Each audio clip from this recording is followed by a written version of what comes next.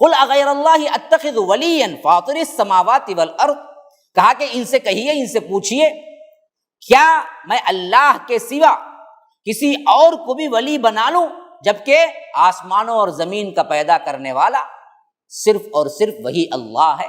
یہ گویا کہ کیا ہے، ایک سوال یا انداز میں تنبیہ ہے۔ بدبختو سنو، کیا تمہارے باتوں کی تائید میں یا تمہارے خواہشوں پر میں بھی اللہ کو چھوڑ کر دوسروں کو ولی بنا لوں؟ اور ذرا لفظ کو غور کیجئے، جبکہ اس وقت کا معاملہ بتوں کا تھا، ولیوں کا نہیں تھا، لیکن اللہ نے لفظ قیامت تک کے لیے سدھار کے لیے وہ لفظ رکھ دیا جو ولی کا ہے۔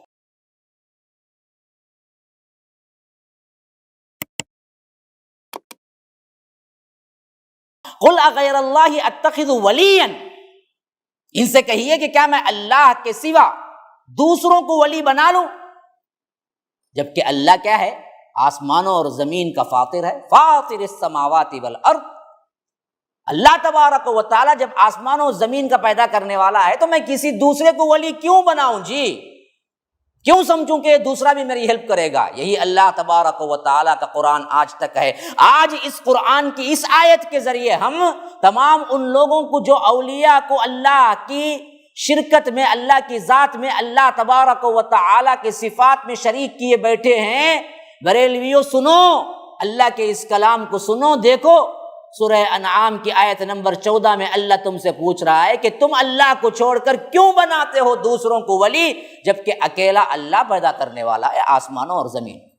ہاں، اور دوسری صفت وَهُوَ يُطْعِمُ وَلَا يُطْعَمُ، وہ کھانا کھلاتا ہے، اسے کھلایا نہیں جاتا، وہ سب کو کھانا دیتا ہے، کھانا کھاتا نہیں ہے، لیتا نہیں ہے۔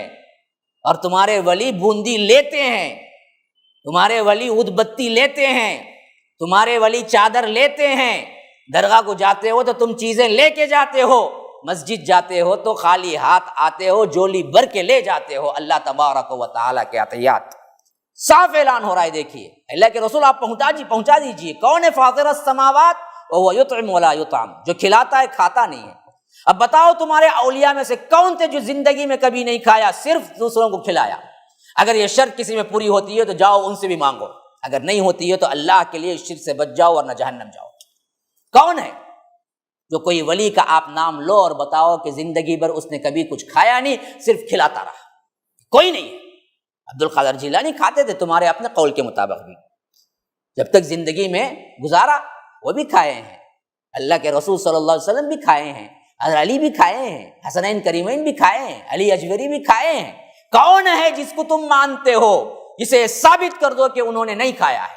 تو یہ رب ہے صرف جو کھانے کی ضرورت نہیں ہے، یہ اصول ہے۔ اگر تم نہیں مانتے ہو نا، ہم کہتے ہیں جی، جیسے رب نے حکم دیا اللہ کے رسول کو آپ کہہ دیجئے، ویسے ہی ہم کہتے ہیں کہ میں نے پہنچا دیا اعلان توحید کا یہ پیغام، اور بدبختو اگر تم نہیں مانتے ہو نا، جیسے رسول کو حکم دیا ویسے ہی ہم کہتے ہیں کہ ہمیں حکم دیا گیا ہے، انی امرت ان اکون اول من اسلم، مجھے تو حکم ہوا ہے کہ سب سے پہلے فرما بردار میں خود بن جاؤں۔ ہم مسلمان اس شرک سے کیا ہے تبرہ اختیار کرتے ہیں، اور تم ہی بھی کہتے ہیں کہ ولا تکونن من المشرکین، اور ہرگز تم مشرکین میں سے نہ ہونا۔